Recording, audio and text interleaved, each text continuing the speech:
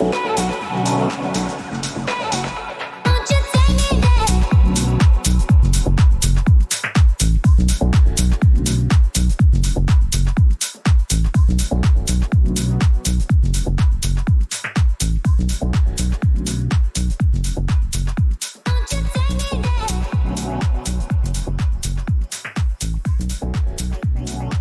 everyone, Will here from Envision Trading.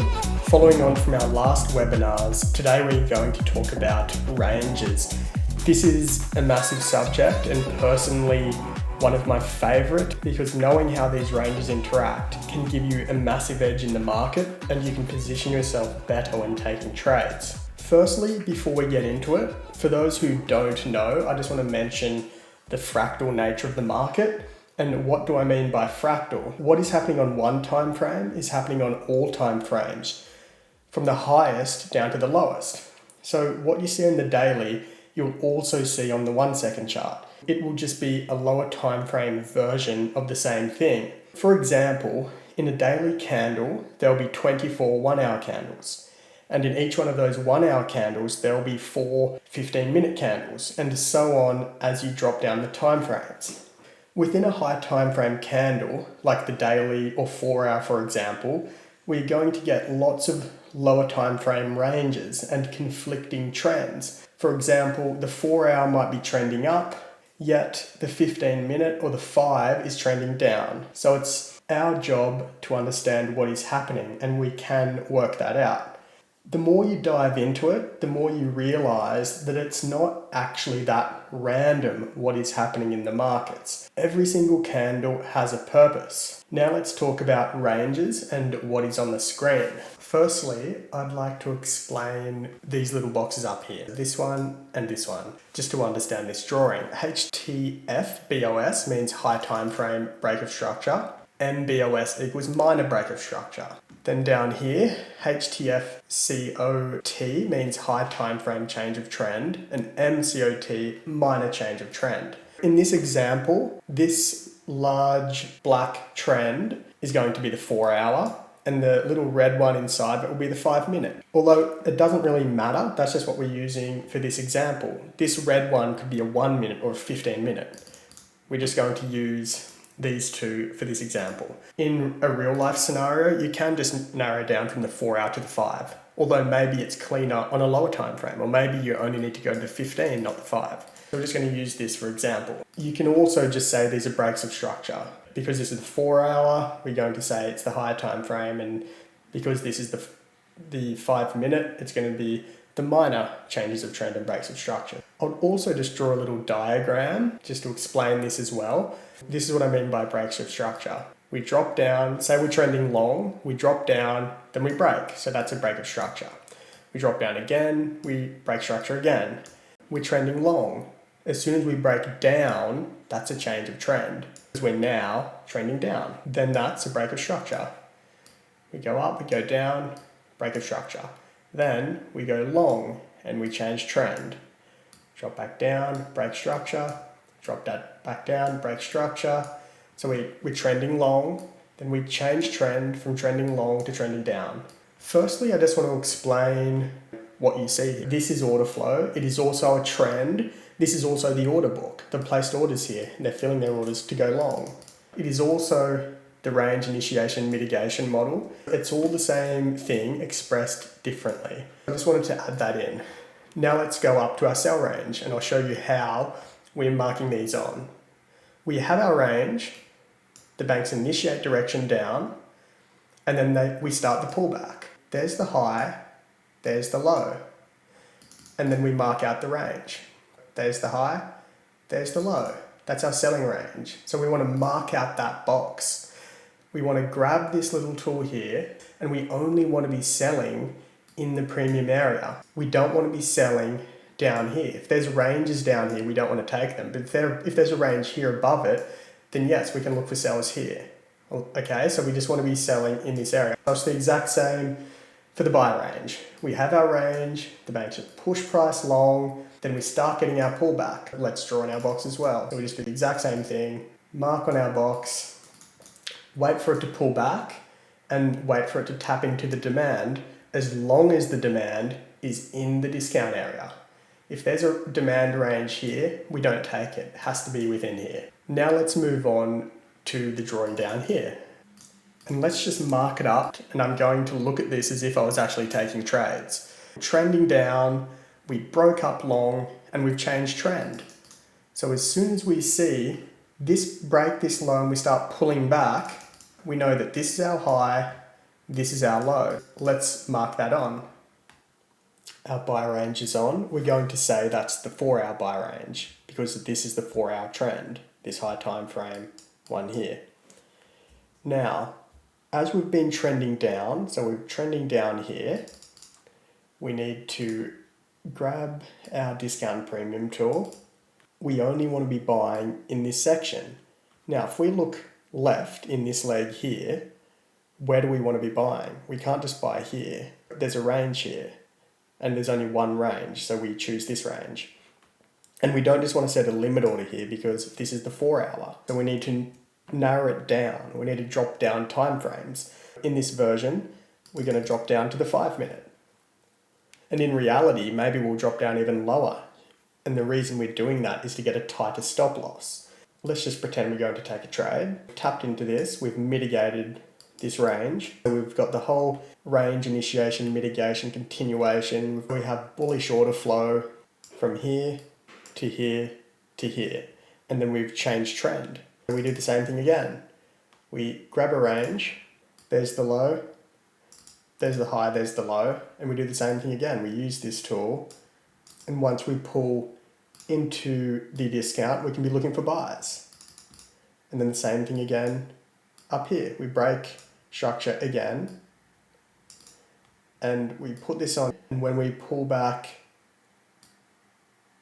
there's the high, there's the low. And when we pull back into this area, we can be buying again with our stop below here. It's also important to note that, don't want to delete that, do I?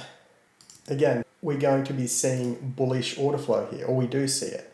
From there to there, we're seeing a trend. The closer we get to here, the lower probability it is. What do we know? When we break a high, we get a pullback. So if you're entering here, it's likely we're going to break this high, pull back, take you out for break even, and then go again. It's really good to get in these good areas. You can take trades here because you know you're expecting to break this high, although you just want to be taking profit here.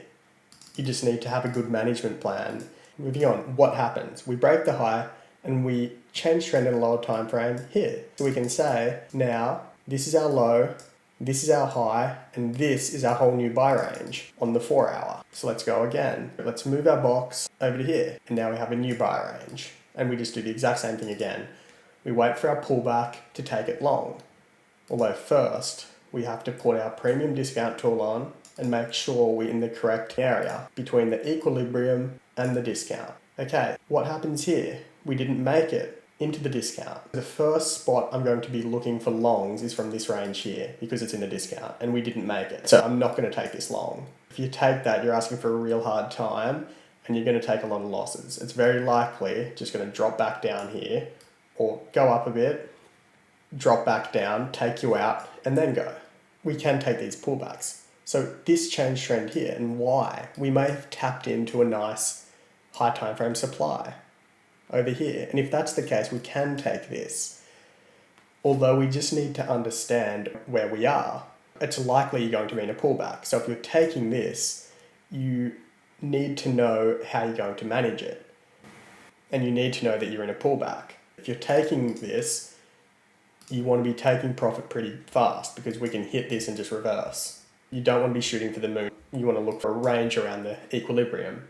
All right, let's keep going. So we don't want to take this trade. And what happens?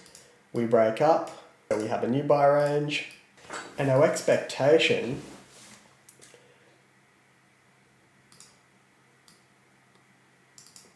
was for price to pull back into here and go long, although this failed.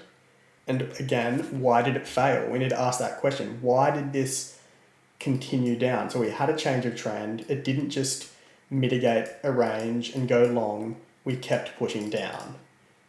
When asking this question, all we need to do is look left. We could have had a range up here, a high time frame range, and this tapped into it and changed trend. And if that's the case, then this is a very high probability trade. Although if that's not the case, we're probably likely to just keep going. And now all we do, again, we broke structure, changed trend in the lower time frame, and in this case, we've changed trend. And why do we change trend here? We look left. And what do we have? A range. There's the top, there's the bottom. This demand caused this break of structure, although we've just had a 4-hour change of trend to the downside. If you're taking this long, you need to know you're now in a downtrend. Let's move our range over.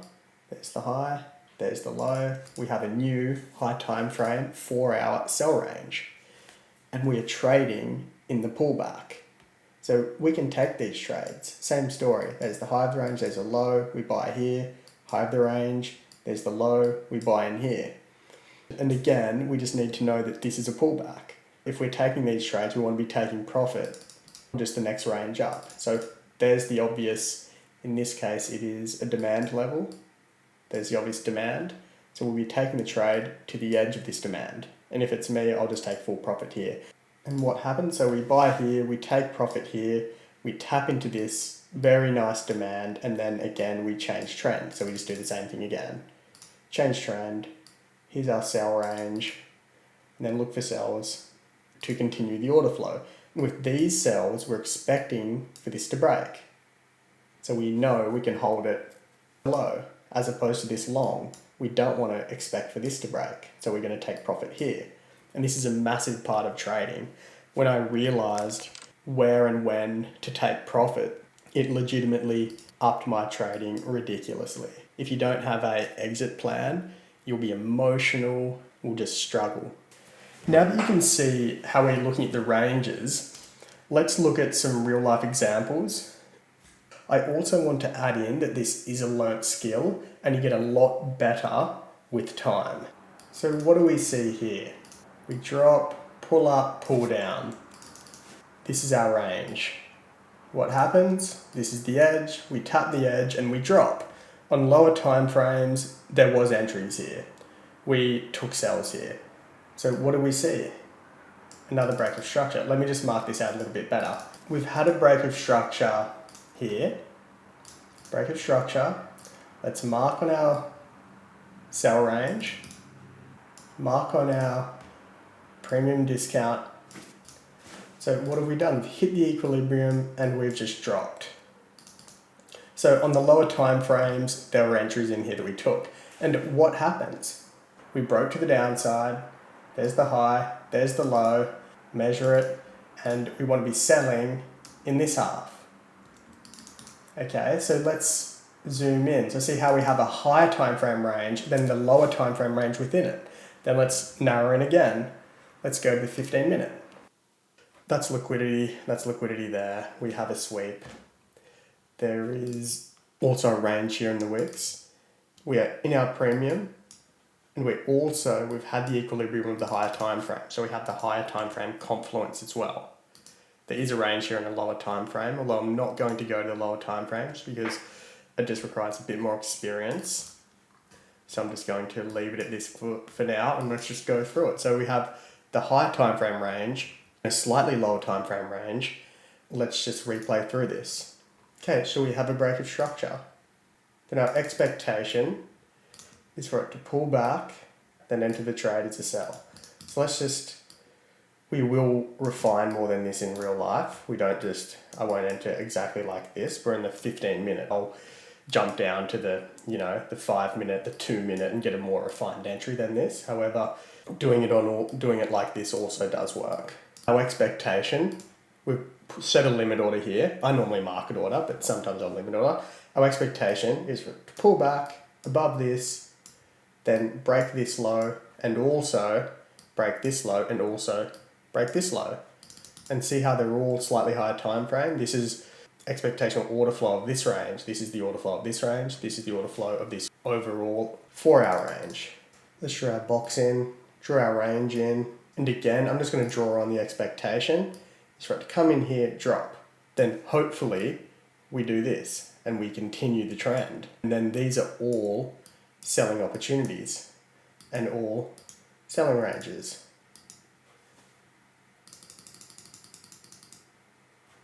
I will just put that on as well. We're going to talk about Asian ranges and Asian range sweeps into mitigations or into ranges in the next webinar. So I will sit that on there. However, the main thing is we're in premium and we've had this big break of structure to the downside. On lower time frames, you'll see the bank money transfers across all these points if we narrow it down further. So we're just tapped in. Now we want to target this low. Let's see what happens. And this is a 2.3 pip stop, 17 risk to reward. It's a pretty decent trade. I'll move it there to get it out of the way. Right, let's keep playing. See how we've formed a range? We've gone up, then down. So let's get rid of this. So that's our first selling range. Now we've gone up and down. So that is another range. So we've had sell money transfer to there, to there. You can see how it drops. We've broken, we've mitigated this range. So they've sold there, push price down. We've had the mitigation to push price back down. Now we've had another break of structure. Break of structure again. And we can say, now this is our next range. And these are our sell transfers. So I hope this is making sense. Now next expectation is for this to pull back up, mitigate this range, and then drop again. So this range has done its job. So you can move this down to here as well. Although what you need to understand, when they stack closely together, it can also be liquidity. So I could take out one or two of these and then go. There we go. So we're mitigating this range. Had our mitigation, it's just tapped above. So what it's done, it's used this as liquidity to re-mitigate this range over here. So it's gone just above this one.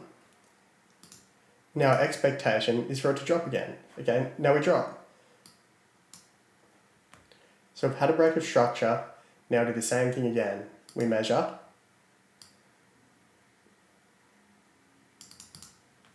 Okay. Put in our new sell range with our expectation for this to mitigate and then drop. So we've had money transfer, broke structure here. So what I'll do, I'll jump down again, we're on the 15-minute. In real life trading, I'll jump down and I'll zoom in and get a more refined entry than this.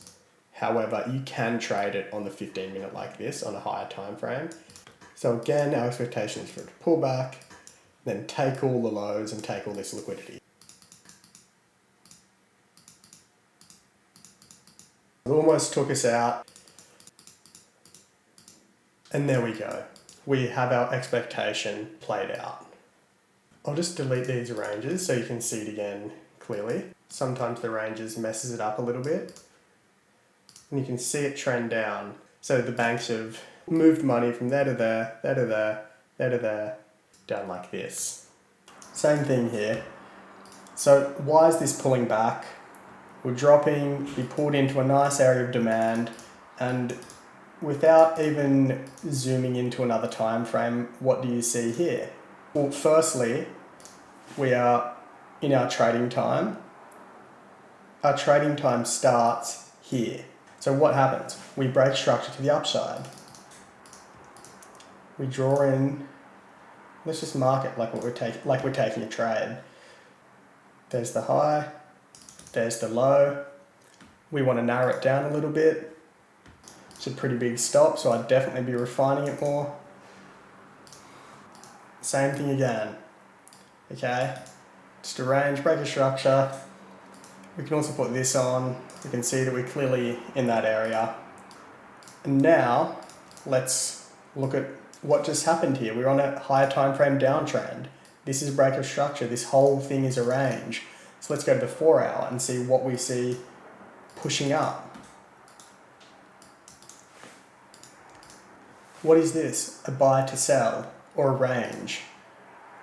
Or if we're at the top, it is a supply zone. So this is supply. Whereas our first point to look for sells is on the mitigation at the edge of the range. So we've had our drop, we've pulled back up into premium. That's supply, it's also premium. And our sell range is this box. So we want to be selling in there. Now let's zoom back in. Let's go to the ones. We've hit the edge of this range. So we've taken longs. I'll just note as well, you've seen the liquidity video, so watch this. It was liquidity for higher prices. I just better add that in. Now let's drop down. Let's go to the 5 minute. See what we see. We have a low here. So I want it to break.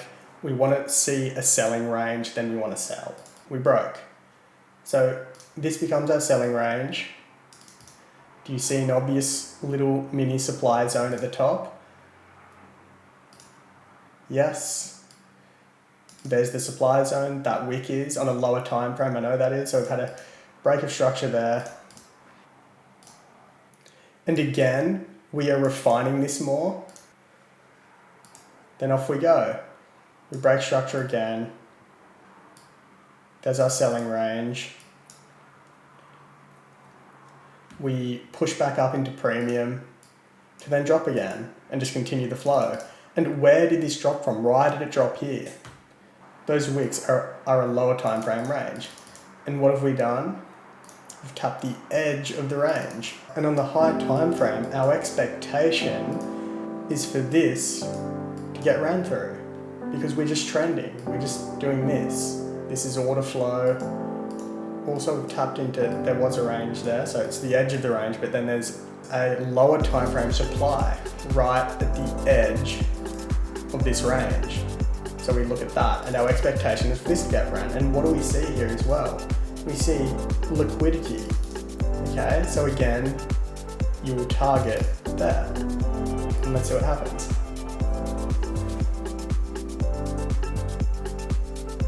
And then the same thing again. We break, we pull back, we go. I'm going to leave it at that for today. I hope everyone has learned something, and this does get a lot easier with experience. Next time, I'm going to be talking about how we use the Asian session range, and I'm going to be talking about imbalances and something called gap slip. Have a good one, everyone, and happy trading.